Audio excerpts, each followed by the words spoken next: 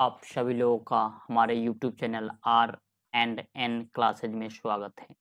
इस video series में हम लोग आरआरबी एनटीपीसी ग्रेजुएट लेवल एवं अंडर ग्रेजुएट लेवल 2024 के लिए मैथ्स का चैप्टर वाइज प्रैक्टिस कर रहे हैं। इस वीडियो में हम लोग रेशियो एंड प्रोपोर्शन के एक महत्वपूर्ण concept coin based and saving expenditure और इनकम के संबंधित क्वेश्चन पर चर्चा करेंगे। इस ये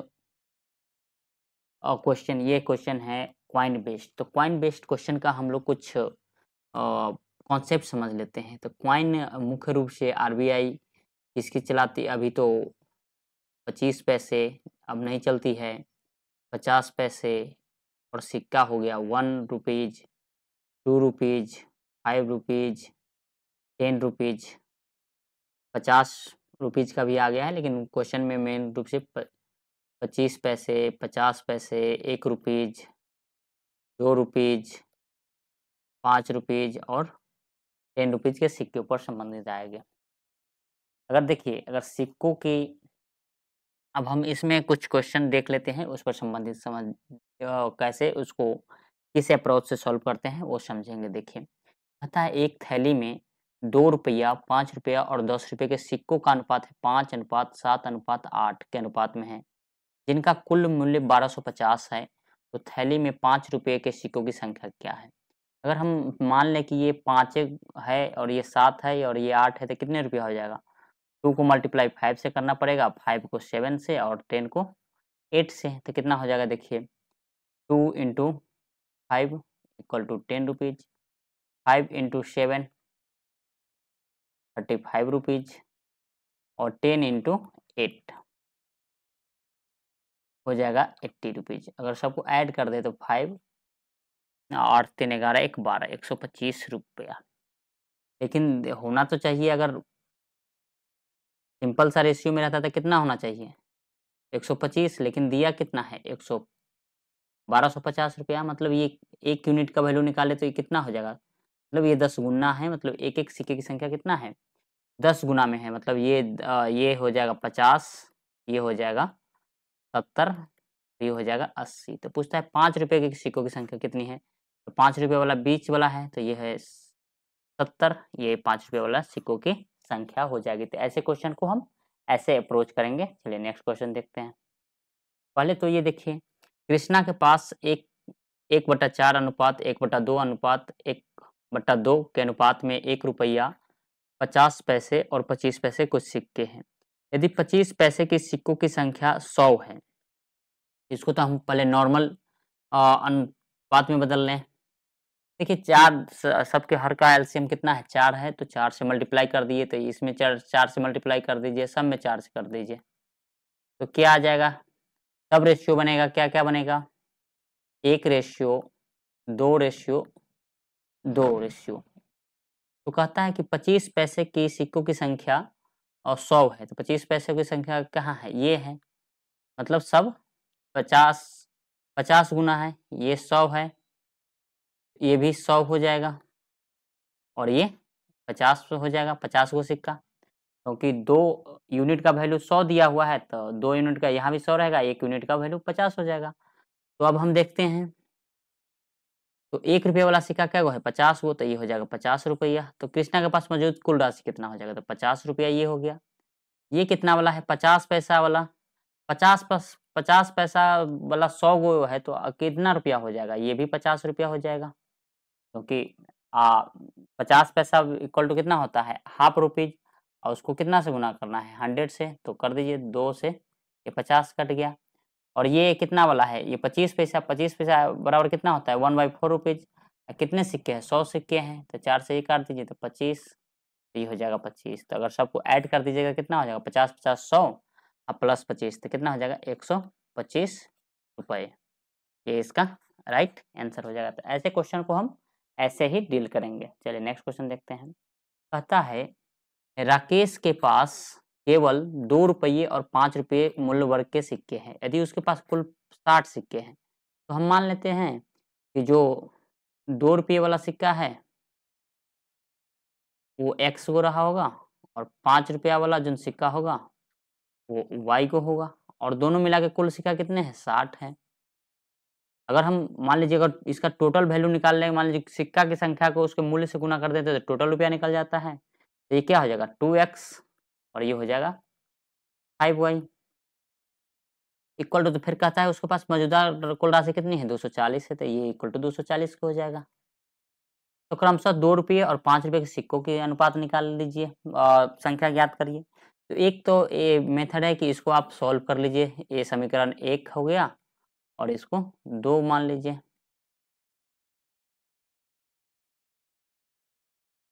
तो 2 हो गया।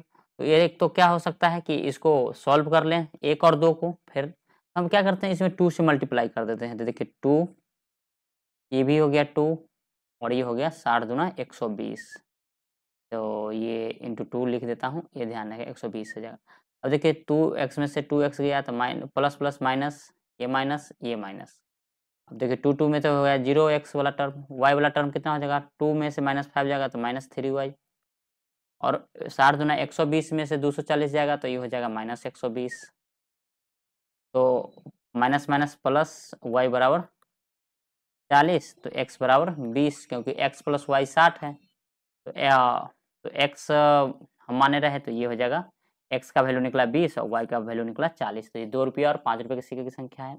इसको हम शॉर्ट अप्रोच में कैसे बनाते हैं, देखिए हम शॉर्ट अप्रोच में ऐसे बनाते हैं कि मान लीजिए हमको ₹2 वाला की सिक्का, मान लेते हैं कि सारा सिक्का ₹2 का होगा, तो टोटल कितना रुपया हो जाएगा, अगर ₹2 का सारा सिक्का होगा तो ₹120 होगा।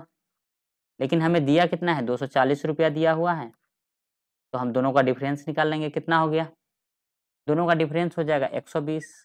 और जो हमें मूल्य सिक्का दिया हुआ है ₹2 और ₹5, इसका भी डिफरेंस निकाल लीजिए, कितना रुपया निकला ₹3। तो ₹3 नहीं 3 यूनिट इक्वल टू बता रहा है 120 का, तो 1 यूनिट कितना आपको बताएगा 40 को। लेकिन हम यहाँ ₹2 वाला माने रहे तो आंसर आएगा ₹5 वाला का, ये ध्यान देना है। तो ये ध्यान रखना है। तो ₹5 वाला 40 को आ गया, तो 20 जो बच गया 20 को, तो 60 को टोटल है तो 40 को ये आ गया, तो 20 को ऑटोमेटिक हो जाएगा। ये शॉर्ट अप्रोच है, ये हमारा कॉन्सेप्ट के साथ है। अगर ये याद नहीं रहे तो ये तो आपका काम करेगा ही करेगा। चलिए नेक्स्ट क्वेश्चन देखते हैं। कहता है किसी बक्से में ₹1, 50 पैसे और 25 पैसे के सिक्कों के अनुपात इतना है, 1:2:3 है। यदि 50 पैसे के सिक्कों की संख्या 80 है, 50 पैसा कौन वाला है, ये वाला है 2 वाला। कहता है 2 यूनिट है, सिक्कों की संख्या 80 है, तो 1 यूनिट बराबर कितना हो जाएगा 40 हो जाएगा। तो जो ₹1 है, 50 पैसे हैं और 25 पैसे हैं। अब इसकी संख्या कितना हो जाएगा, 1 यूनिट बराबर 40 है, तो ये 40 को हो जाएगा। ये 2 80 पहले से दिया हुआ है और ये तो ₹20 हो जाएगा। बक्से में कितने रुपये हैं, ₹1 वाला 40 गो है तो ये कितना रुपया हो जाएगा ₹40। 80 गो है 50 पैसे के, तो ये इसका आधा हो जाएगा ₹40। और ये 25 पैसे हैं, 25 पैसे वाला ₹120, तो 1/4 कर दीजिए तो ये रुपया में निकल जाए, तो 1/4 करिएगा तो 30 हो जाएगा। तो सबको ऐड कर दीजिएगा, 40 40 80 और 30 ₹110 इसका राइट आंसर हो जाएगा। चलिए नेक्स्ट क्वेश्चन क्या कहता है कि किसी थैले में लाल और नीली रंग के गेंदों की संख्या का अनुपात स्थिर है। जब उसमें 44 गेंदे लाल गेंदे हैं तो नीली गेंद की संख्या 36 है। अगर ये 44 है तो ये 36 है। यदि नीली गेंदों की संख्या 54 है तो थैले में लाल गेंद, तो हम या तो इसका रेशियो देख लें या इसके बराबर कर दें। ये क्या देख लीजिए, ये क्या था, ये ऊपर में रेड गेंद, नीले में ब्लू गेंद, रेड बाई ब्लू है। तो कहता है यदि नीली गेंदों की संख्या 54 है तो नीली ब्लू हो गया, तो ब्लू को नीचे रख दीजिए। और तो कहता है कि लाल गेंदों की संख्या, तो मान लेते एक्स रहा होगा, काट दीजिए 4 से 11, 4 से 9, 9 से 6, अब क्रॉस मल्टीप्लिकेशन कर दीजिएगा तो एक्स बराबर कितना आ जाएगा 66, इसका क्या हो जाएगा राइट आंसर हो जाएगा। चलिए नेक्स्ट क्वेश्चन देखते हैं। कहता है किरण की बचत और व्यय का अनुपात इतना है। किरण की बचत और व्यय का अनुपात कितना है, बचत क्या होता है, बचत होता है सेविंग, और व्यय होता है एक्सपेंडिचर। और इनकम क्या होता है, ये दोनों को जोड़ देते हैं तो वही इनकम होता है। तो इसका बचत कितना है 7 रेशियो और एक्सपेंडिचर है मतलब व्यय है 13 रेशियो। तो इनकम टोटल कितना हो जाएगा 20, ये नहीं हो जाएगा। तो उसकी मासिक आय 1,80,000 है, तो 20 रेशियो दर्शा रहा है किसको, 20 रेशियो दर्शा रहा है 1,80,000 को। तो 1 यूनिट निकालिएगा तो यहाँ से देखिए 20 नवा 180 तो 9,000 निकलेगा। अब ये 9,000 निकल गया तो अब क्या कहता है, बचत को म्यूचुअल फंड में और इक्विटी के बीच, तो बचत ये है 7, तो 7 यूनिट बराबर कितना हो जाएगा 7 नवा 63,000। अब इसको क्या कहता है कि इसको अब 63,000 को 2 पार्ट में बाँटता है, किसमें 4:3 में, बचत को म्यूचुअल फंड और इक्विटी में। तो ये हो गया म्यूचुअल फंड और ये हो गया इक्विटी। किसमें डालता है 4:3 में। अब देखिए 4:3 है, तो 4:3 है तो 7 यूनिट किसको दर्शा रहा है 63,000 को, 7 यूनिट 63,000 को। तो 1 यूनिट बराबर कितना हो जाएगा 9,000। तो अब जब पूछेगा से बता देंगे। तो कहता है म्यूचुअल फंड के रूप में कितनी धनराशि, तो म्यूचुअल फंड में 4 यूनिट, तो 4 नवा 36,000। तो ये इसका राइट आंसर हो जाएगा 36,000। चलिए नेक्स्ट क्वेश्चन देखिए, ये क्वेश्चन है, कहता है ए और बी की आय का अनुपात 5:7, उनकी बचत का अनुपात ये है, और कहता है ए और बी इतना खर्च करते हैं, तो ए और बी के आय का अंतर बताइए। अब देखिए ये ए और ये है बी, कहता है इसकी आय कितने हैं 5:7 है, तो ये इसको मान लीजिए 5 है, ये 7 है। उनकी बचत का अनुपात, ये मान लीजिए सेविंग हो जाएगा, यहाँ सेविंग ले लेते हैं, यहाँ एक्सपेंडिचर, ये हो जाएगा इनकम, ये हो जाएगा एक्सपेंडिचर और ये हो जाएगा सेविंग। तो उनके सेविंग का अनुपात कितना है 2:3 है, ये 2 रेशियो है तो ये 3 रेशियो। और उन खर्च कितना करते हैं, करता है 35,400 और 48,600। तो ए और बी का आय का अंतर बताइए। अब देखिए ये इनकम हो गया, ये बचत हो गया, तो खर्च कैसे निकालेंगे, खर्च कैसे निकालेंगे, अगर हम इनकम में से सेविंग को घटा दें तो खर्च निकल जाएंगे। तो ये 2 है तो हमको यूनिट में मानना पड़ेगा, ये 5x मान लीजिए, ये 7x हो जाएगा क्योंकि दोनों सेम यूनिट में रहेगा। ये इसको सेम यूनिट में मान लीजिए 2y और 3y। अभी दोनों का डिफरेंस निकालिएगा, वो क्या हो जाएगा, ये उसका खर्च हो जाएगा। तो क्या हो जाएगा 5x minus 2y equal to कितना हो जाएगा, पहला है 35,400, ये हो जाएगा 35,400। दूसरा क्या हो जाएगा 7x minus 3y equal to हो जाएगा 48,600। अब हमको ए और बी के आय का अंतर निकालना है, तो हमको किसका वैल्यू निकालना है, आय तो ये वाला है, तो हमको x का वैल्यू निकालना है, तो हम इसको 0 करते हैं। देखिए इस पूरे टर्म को अगर 2 और 3 का एलसीएम 6 हुआ, इसको पूरा टर्म को 3 से गुना कर दीजिए और इस पूरा टर्म को 2 से गुना कर दीजिए। क्या आ जाएगा, देखिए 5 से करेगा तो 15x और माइनस 6y इक्वल टू हो जाएगा 00, तो आ जाएगा 00। 3 से करें तो 4 तिया 12, 5 तिया 15, 1 16, 3 तिया 9, 1 10। ये हो गया। इसको अगर ये 2 से गुना तो 7 दूना 14 x माइनस 6y और इसको करिए तो 00, 6 दूना 12, 8 दूना 16 1 17, 4 दूना 8 1 9। अब दोनों को माइनस कर दीजिए, माइनस माइनस रहेगा तो प्लस, ये माइनस 15x में से 14 x जाएगा तो x और प्लस माइनस से ये कट जाएगा और इसको घटा लीजिए 10 से 10, 10 से 2 से 2। अब देखिए और 97 से 106 है तो 3 6 9, x बराबर 9। हमको दोनों का डिफरेंस निकालना है, तो एक कितना का डिफरेंस है 2 यूनिट का, एक मतलब 2x का, तो 9 दूनी 18,000 इसका राइट आंसर हो जाएगा। चलिए नेक्स्ट क्वेश्चन देखते हैं। वही है, सेम क्वेश्चन है, बस इसमें सीमा और दर्शन का आय का अनुपात है। तो ये हो गया इनकम कितना है, ये है सीमा और ये हो गया दर्शन, ये हो जाएगा 7 और ये हो जाएगा 5। उनकी बचत ये है और व्यय ये है, तो एक्सपेंडिचर कितना है 17:12 और बचत हो जाएगा सेविंग है 12,000 और 9,000। अब देखिए, तो दो अलग-अलग डिफरेंस रेशियो है, तो उसको अलग-अलग में बाँट लेते हैं। तो सेविंग क्या होता है, जितना आय है, जितना खर्च है, उसमें से जो बच दोनों को डिफरेंस कर दीजिए, ये हो गया आय, ये हो गया खर्च, और दोनों का डिफरेंस कर देंगे तो क्या निकलेगा? बचत। यही हो जाएगा 7x minus 17y equal to 12,000 और 5x minus 12y equal to 9,000। हमसे पूछ क्या रहा है, सीमा और दर्शन का कुल व्यय। तो हमको y का वैल्यू पूछ रहा है, व्यय मतलब खर्च कितना हुआ। तो व्यय पूछ रहा है, तो हमको x को 0 कर लेते हैं। तो x को 0 करने के लिए हमको 7 और 5 का एलसीएम ले लेते 35, तो 5 से और इसको 7 से गुना कर देंगे पूरे टर्म को। तो इसे करिए, पहला को कर रहे हैं तो 7 पचे 35x और 17 पचे 85y इक्वल टू 5 से गुना करिएगा तो 12 पंचे 60,000।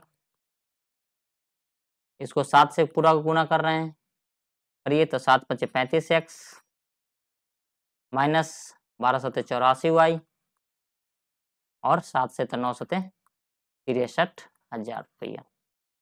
माइनस कर दीजिए तो माइनस माइनस माइनस प्लस और ये हो जाएगा माइनस। तो प्लस माइनस कट गया, माइनस 85 में से 84 जाएगा तो माइनस y, 60 में से 63 जाएगा तो माइनस 3,000। तो माइनस माइनस प्लस, तो y का वैल्यू कितना निकलेगा? 3,000। हमको पूछता है कि सीमा और दर्शन का कुल व्यय, तो यही तो कुल व्यय है 17:12। तो 17 12 29 और 29 y हो जाएगा, तो 29 गुने 3 कितना हो जाएगा? 87,000। ये इसका राइट आंसर हो गया। चलिए नेक्स्ट क्वेश्चन देखते हैं। देखिए क्या कहता है, a plus B plus B plus C plus सी प्लस ए इक्वल टू 6:7:8 है। a plus B plus C ये है, तो सी का मान ज्ञात करिए। देखिए अगर हम इस सबको जोड़ दें, तीनों को जोड़िएगा तो क्या निकल जाएगा? ये निकलेगा 2a, क्योंकि देखिए एक ये यहाँ है, एक ये यहाँ है, एक b एक b, एक c, तो जोड़ दीजिएगा तो क्या आ जाएगा? 2a plus B plus C equal to कितना आ जाएगा? 8 7 15 6 21। अभी तो रेशियो में है, तो हम कोई एक वैल्यू मान लेते हैं, x से मान लीजिए। a प्लस बी प्लस सी का वैल्यू कितना आ जाएगा? 21 x बाई 2, और a प्लस बी प्लस सी का वैल्यू कितना दिया है? 14 दिया हुआ है।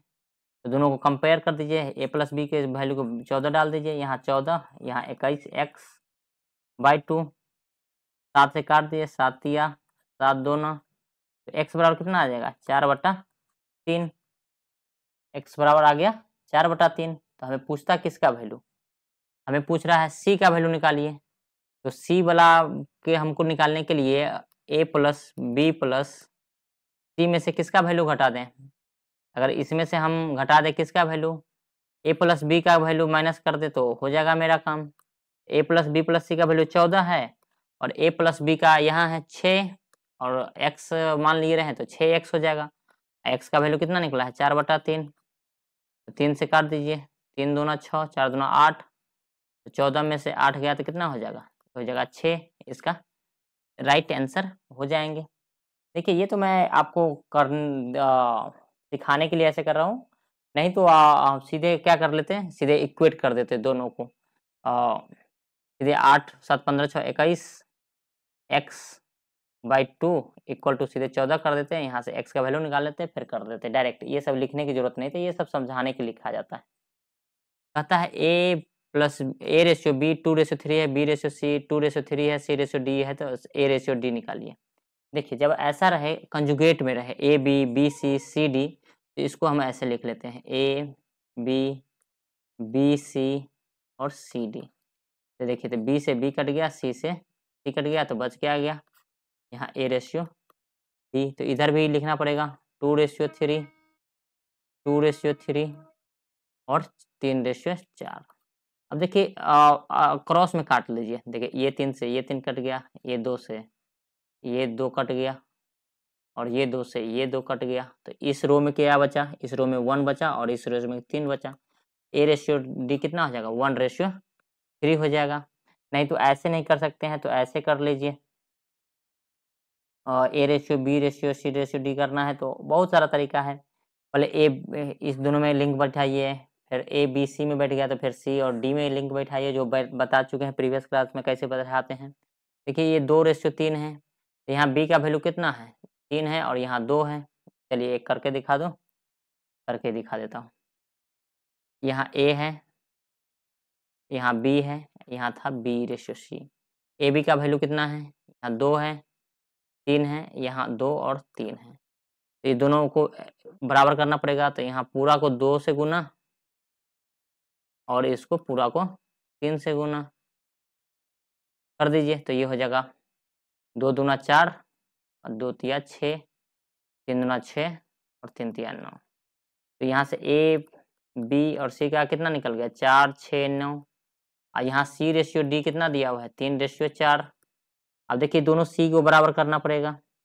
अब इसको बराबर करेगा तो इस पूरा को 3 से गुना करना पड़ेगा, तो क्या निकल जाएगा A ratio B ratio C ratio D क्या निकल जाएगा 4 6 9, और इधर तो 3 तिया 9 और 12। तो अब हमको क्या पूछता है ए रेशियो। अब यहाँ से हम कुछ भी निकाल सकते हैं, ए रेशियो बी रेशियो निकाल दे, सी बी रेशियो सी भी निकाल दे, कुछ भी पूछे तो हम लोग निकाल सकते हैं। तो देखिए इसमें क्या हो जाएगा, ए रेशियो डी क्या हो जाएगा, ए रेशियो डी क्या होगा 4 रेशियो 12, एक काट दीजिए तो ये 1:3 इसका राइट आंसर हो जाएगा। चलिए नेक्स्ट क्वेश्चन देखते हैं। वही सेम है, आप लोग इसको ट्राई करिएगा, मैं नहीं करा रहा हूँ क्योंकि बहुत इजी क्वेश्चन है। चलिए नेक्स्ट क्वेश्चन देखते हैं। हाँ देखिए ये क्वेश्चन थोड़ा सा अच्छा क्वेश्चन है। देखिए एक कॉन्सेप्ट होता है, अगर a by B equal to है b बाई सी या c by D, e by F equal to है g बाई एच। अगर हम इसमें किसी से गुना कर दें, दोनों में लेकिन करना होगा, ऊपर नीचे क्यू क्यू आर आर और एस एस, अब प्लस सबको जोड़ दे, अंश को जोड़ दे, हर को जोड़ दे, तो रेशियो बराबर ही होता है। 1:3 है तो 1:3 इसका आंसर आएगा, ये ध्यान रखिएगा। मतलब ये हमेशा रहेगा, ए रेशियो बी था तो ए रेशियो बी या सी रेशियो डी सब बराबर है, तो वो उसके बराबर होता है, तो ये उसका हो जाएगा। चलिए नेक्स्ट क्वेश्चन देखते हैं।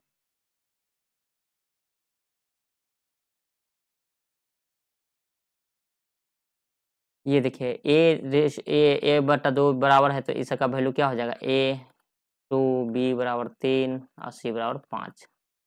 तो ए प्लस बी प्लस सी तो कितना हो जाएगा 5 3 8 2 10, और सी का वैल्यू है 5, तो इसका हो जाएगा 2। ये इसका राइट आंसर हो जाएगा।